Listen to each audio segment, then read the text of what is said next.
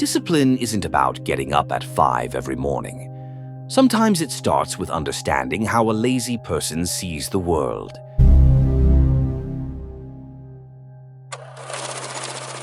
We all want to be disciplined, waking up early, working regularly, focusing on our goals. Lazy people don't write down daily goals. They ask, what can be done without getting tired? That's exactly why. The greatest weapon of disciplined people is the lazy way of thinking. The Pareto principle, 80-20 rule, says exactly that. Being disciplined is not doing everything, but repeating only the right things.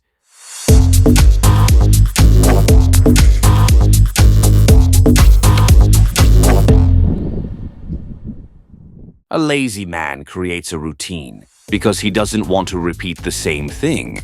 Instead of making decisions every day, establish an automatic morning routine. Don't think about what to wear, don't think about what to do. Just do it. Lazy people love half solutions. They keep them busy.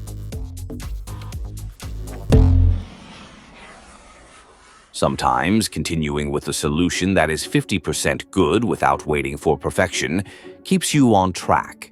Disciplined people turn the lazy person's "let's just get it done" mindset into a strategy.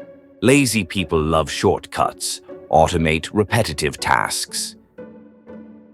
Are you repeating the same steps over and over again? Notes, apps, templates, shopping lists? Being disciplined equals establishing a system. Not to avoid forgetting, but to avoid thinking. You can't manage your life with 100 different rules. But if you look at it from a lazy person's perspective, discipline is actually hidden in simplicity.